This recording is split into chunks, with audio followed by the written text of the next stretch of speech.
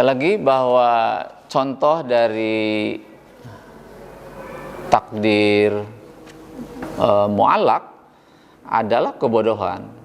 Nah, orang yang yang bodoh, tidak punya kemampuan dalam berpikir, ya, itu bisa diubah, ya, itu bisa diubah, bisa pintar, bisa pandai dengan ikhtiarnya, dengan usahanya. Apa contohnya? Dengan belajar yang sungguh serius gitu, ya. Jadi dengan belajar yang serius, sungguh-sungguh menyimak penjelasan guru atau banyak membuka materi-materi yang berkaitan dengan materi yang dibahas dan terus menerus dipelajari, itu dapat bertambah pengetahuannya, ya. Jadi kebodohan itu bisa diubah menjadi pintar, pandai dengan usaha belajar yang sungguh-sungguh, ya, gitu. Contoh yang lain adalah kesehatan. Orang sakit itu bisa diubah menjadi sehat, bisa diubah menjadi sehat. Bagaimana caranya? Ya dengan berobat, ya, atau nanti setelah sehat dia akan menjaga kesehatannya dengan cara dia makan yang teratur, istirahat yang teratur, olahraga yang teratur, dan ibadah yang teratur. Insya Allah maka dia akan sehat walafiat. Jadi yang ketiga ini contoh takdir mu'allaq adalah kesehatan. Orang sakit bisa sehat, ya, dengan cara tadi berobat, kemudian berupaya untuk makan teratur, istirahat teratur, tidur yang teratur, kemudian olahraga yang teratur, dan kemudian juga ibadah yang teratur. Insya Allah akan sehat. Itu contoh-contoh daripada takdir mu'allaq, ya, gitu. Baik, yang kedua adalah takdir mubrom, ya. Takdir mubrom adalah takdir yang dapat diubah, yang tidak dapat diubah dengan ikhtiar atau usaha manusia. Saya ulangi bahwa takdir mubrom, takdir yang kedua ini adalah takdir atau ketetapan Allah yang tidak dapat diubah dengan ikhtiar manusia. Contohnya apa? Adalah misalkan kematian. Itu kematian tidak bisa dirubah, tidak bisa digeser waktunya, tidak bisa dimundurkan, tidak bisa dimajukan, ya. Sesuai dengan ajalnya, ya pasti akan terjadi, tidak bisa diubah dengan cara apapun. Dengan teknologi apapun, dengan teknologi kedokteran yang semakin canggih, itu umur manusia itu, kematian itu tidak bisa diubah. Contoh yang lain adalah jenis kelamin. Itu nggak bisa dirubah. Ketika orang hamil di USG ternyata laki-laki, dan kemudian orang tua yang menghendaki perempuan, terus minta ke dokter untuk dirubah, minta ke dokter untuk dirubah jenis kelaminnya, maka tidak mungkin, tidak bisa untuk mengubah jenis kelamin manusia, ya. Contoh lain adalah warna kulit. Warna kulit itu takdir mubrom, tidak dapat dirubah oleh ikhtiar manusia secara total. Mungkin sebagian masih bisa, ya, tetapi secara total keseluruhan bahwa warna kulit tidak bisa dirubah oleh manusia. Anda sekalian, ada sebuah hikmah yang kita gali, ya. Kenapa mesti ada takdir mubrom ini? Ada takdir yang tidak bisa diubah dengan ikhtiar manusia. Kenapa? Jawabannya adalah agar kita manusia menyadari keterbatasan kemampuan kita, ya. Jadi kenapa ada takdir mubrom yang tidak bisa diubah dengan ikhtiar manusia? Karena agar kita manusia menyadari keterbatasan kemampuannya. Kemajuan teknologi yang semakin canggih, termasuk teknologi kedokteran dan lain-lain, tidak bisa memundurkan waktu kematian. Dengan menyadari keterbatasan kemampuan kita, maka kita jangan sampai berlaku sombong, ya. Jadi hikmahnya agar kita tidak bisa berlaku sombong, ternyata kita ini makhluk yang lemah, tidak punya daya, tidak punya kekuatan. Yang maha kuasa, yang maha kuat, yang maha gagah hanyalah Allah Subhanahu wa ta'ala. Untuk sekalian, itu adalah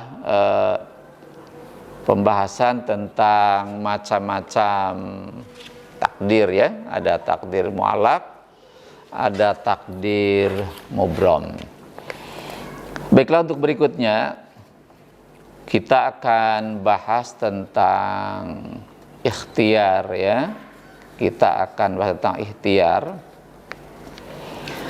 Nah, kenapa ikhtiar ini kita lakukan, ya, dalam rangka untuk meraih kehidupan yang baik. Sekalipun Allah telah menetapkan qadanya kepada kita, menetapkan beberapa ketentuan kepada kita tentang kehidupan ini. Misalkan begini, ya, harus dipahami bahwa qada Allah itu Allah berlakukan kepada manusia ketika berumur 4 bulan dalam rahim ibu. Setelah Allah meniupkan ruh ke dalam jasad atau janin manusia itu, dan dia menjadi makhluk yang sempurna, makhluk yang punya ruh, ruhani, maka Allah tetapkan qadanya. Allah menetapkan beberapa hal terkait kehidupan manusia. Di antaranya apa? Tentang jodohnya. Allah tetapkan jodohnya. Kedua, tentang kematian kapan, di mana, tetapkan. Allah tetapkan. Terus tentang rezekinya, apakah dia melimpah atau seret, Allah tetapkan juga. Termasuk musibah apa ketika hidup, Allah tetapkan juga. Tetapi harus dipahami oleh kita semua bahwa qada Allah yang contoh 4 perkara tadi itu bersifat rahasia, ya. Tidak ada orang yang tahu tentang kehidupannya ke depan seperti apa. Nah, karena tidak tahu tentang kehidupan ke depan, maka kita wajib untuk berikhtiar, ya, wajib berikhtiar atau wajib berusaha. Nah, sekalian, kita fokus pada pembahasan ikhtiar sekarang. Kata ikhtiar, ya, kata ikhtiar berasal dari kata ikhtara, ya. Ikhtara, yakhtaru, ikhtiaran. Ikhtara artinya memilih, ya. Jadi secara bahasa ikhtiar itu adalah memilih. Di kata ikhtara. Karena di dalam usaha itu kita memilih, ya, memilih yang terbaik. Dari beberapa pilihan, menyangkut pekerjaan kita memilih yang terbaik, ya. Menyangkut pendidikan kita memilih, menyangkut jodoh kita memilih, berusaha memilih yang terbaik, gitu. Nah, secara definisi ikhtiar itu adalah usaha manusia yang sungguh-sungguh, ya, usaha manusia yang sungguh-sungguh untuk meraih kehidupan yang baik, ya. Jadi ikhtiar itu artinya berusaha secara sungguh-sungguh untuk memperoleh kehidupan yang baik atau mendapatkan sesuatu yang dicita-citakan oleh dirinya. Itu adalah pengertian ikhtiar, baik secara bahasa maupun secara istilah. Nah, kemudian dalil, ya, dalil atau Al-Quran yang berkaitan dengan perintah berikhtiar atau tentang ikhtiar Kita akan temukan dalam Al-Quran surah Ar-Ra'd, surah ke-13 ayat 11. Ya, silakan disimak, dilihat Al-Qurannya. Surah Ar-Ra'd, surah nomor 13 ayat 11. Kita lihat. Nanti bergerak ke tengah, kita temukan sebuah kalimat. A'udzubillahi minasyaitonirrajim. Innallaha la yughayyiru ma biqaumin hatta yughayyiru ma bi anfusihim. Ulangi kalimatnya. Innallaha la yughayyiru ma biqaumin hatta yughayyiru ma bi anfusihim. Artinya adalah sesungguhnya Allah tidak akan mengubah keadaan suatu kaum, suatu bangsa, sehingga bangsa itu, kaum itu berusaha mengubah dirinya sendiri. Jadi sekalian, dia kalau hidup ini pengen berubah lebih baik, maka kita berusaha untuk mengubah diri kita sendiri, ya, dengan cara usaha yang baik, yang sungguh-sungguh, maka kehidupan itu akan berubah. Tapi kalau tidak berupaya untuk mengubah diri sendiri, ya tidak akan ada perubahan dalam diri kita. Maka ayat ini menyuruh kita untuk berusaha, ya, berikhtiar yang sungguh-sungguh untuk mengubah keadaan kita agar lebih baik. Ya, ada masalah, berusaha untuk mencari solusi dari permasalahan itu. Baik, itu adalah satu ayat di dalam surah Ar-Ra'd, ayat yang ke-11 dari surah Ar-Ra'd, surat nomor 13. Baik, sekarang ayat yang kedua tentang ikhtiar. Kita lihat Al-Quran surah Al-Jumu'ah, ya, surah nomor 62, dibuka, surah nomor 62 ayat yang ke-10, ya, Al-Jumu'ah ayat 10 yang berbunyi, A'udzubillahi minasyaitonirrajim. Fa idza qudiyatis shalah fantashiru fil ard wabtaghu min fadlillah wazkurullaha katsiran la'allakum tuflihun. Ya. Itu surah Al-Jumu'ah ayat yang ke-10 yang artinya adalah, maka apabila telah selesai ditunaikan salat, ya, apabila telah selesai menunaikan sholat, fantasyiru fil ar, maka bertebaranlah di muka bumi. Maka bertebaranlah kamu di muka bumi ini. Hanya kita harus bekerja, ya, di muka bumi ini. Untuk apa bekerja? Wabtagu min fadillah, untuk mendapatkan, mencari karunia Allah. Setelah sholat, kita wajib bertebaran di muka bumi ini, tergantung profesinya apa, pekerjaannya apa, untuk apa? Untuk mendapatkan, untuk mencari karunia Allah, untuk mencari rezeki Allah. Nah, kemudian ketika mencari rezeki Allah, wazkurullaha katsira, maka ingatlah kepada Allah yang sebanyak-banyaknya, la'allakum tuflihun, agar kamu itu beruntung. Nah, sekalian, kalau kita lihat ayat ini, ada satu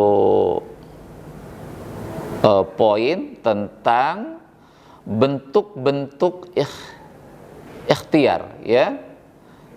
Ada dua bentuk ikhtiar di ayat ini.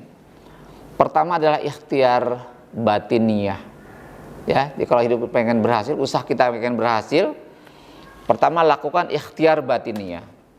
Kedua adalah ikhtiar lahiriah, ya, ikhtiar lahiriah, ikhtiar dhahiriyah.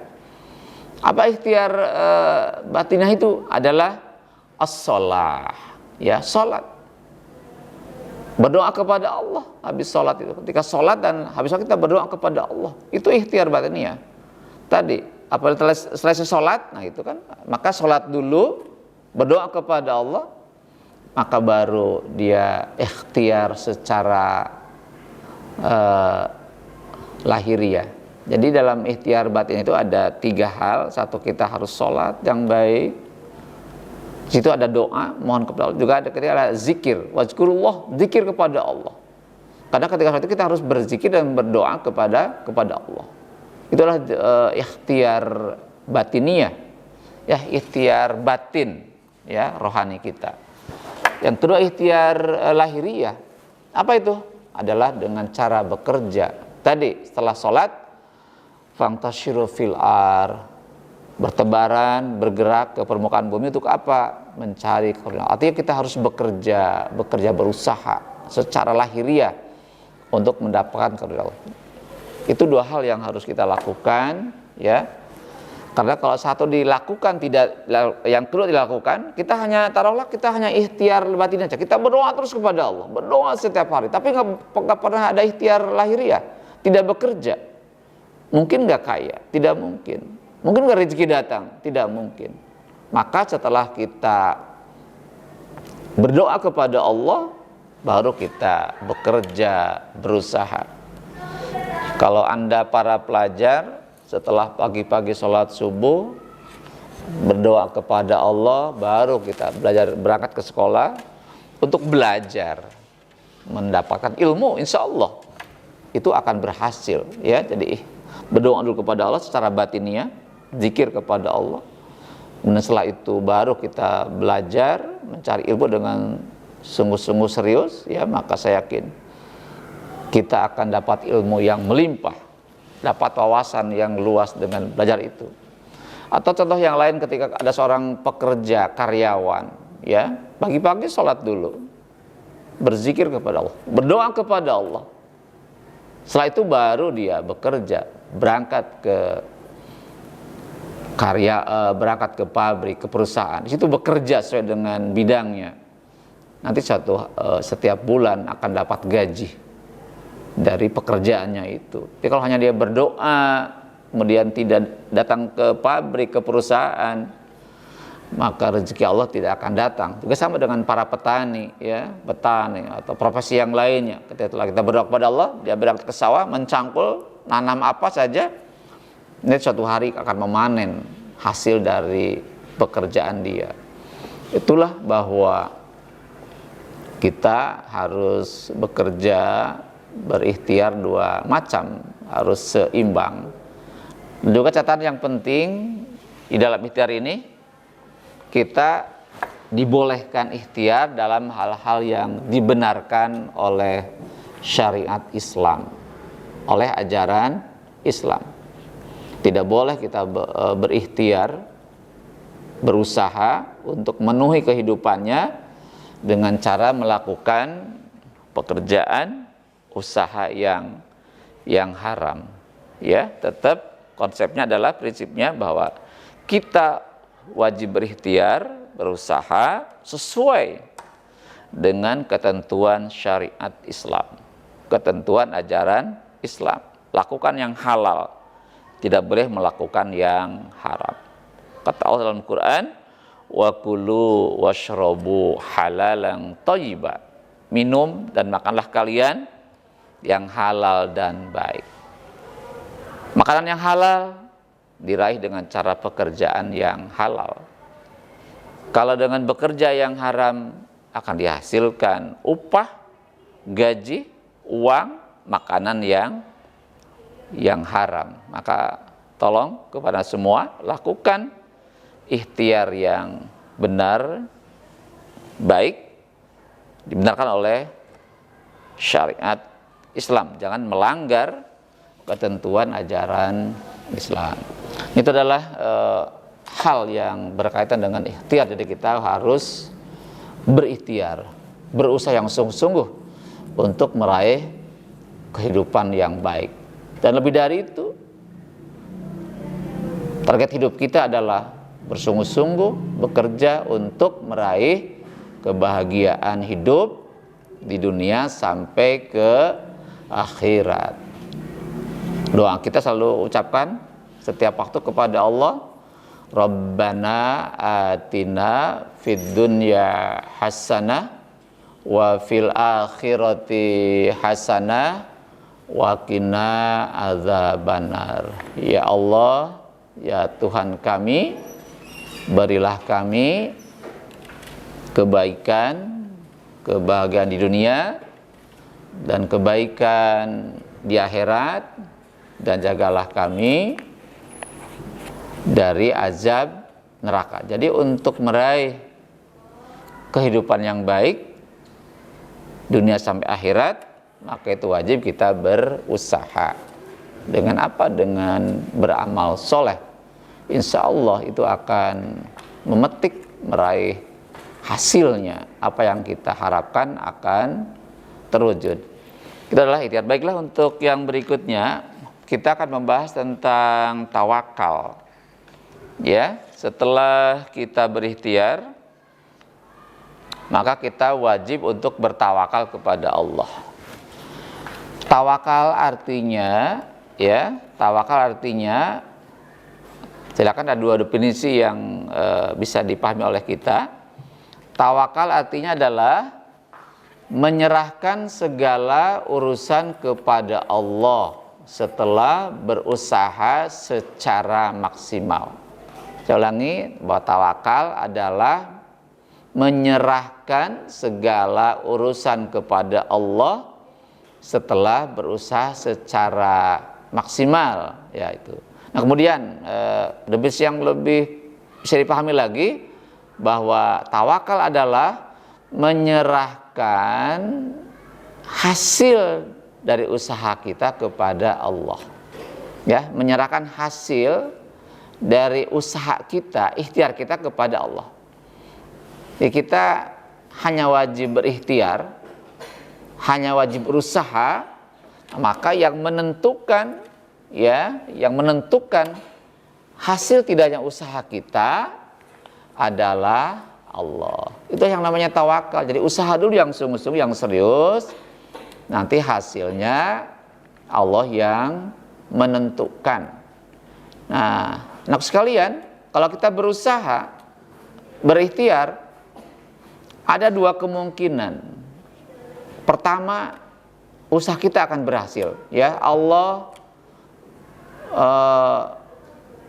memutuskan berhasil. Ya, usaha kita akan berhasil. Nah, orang yang berhasil usahanya, maka dia harus bersyukur kepada Allah dan tidak sombong. Kenapa? Karena kita berhasil karena izin Allah, karena campur tangan Allah. Tanpa campur tangan Allah, maka usaha kita tidak mungkin berhasil. Maka kita jangan berbangga diri, jangan bersombong diri bahwa kita berhasil karena izin Allah, karena campur tangan Allah. Nah, kemudian yang kedua, boleh jadi akan gagal usahanya. Ya, ketika dia selesai usaha, ketika ditentukan hasilnya gagal, ya. Nah, orang yang gagal usahanya, kita diwajibkan untuk bersabar dan tidak putus asa. Apa itu sabar? Terus berusaha. Ketika gagal, coba lagi terus, coba lagi sampai akhirnya berhasil juga.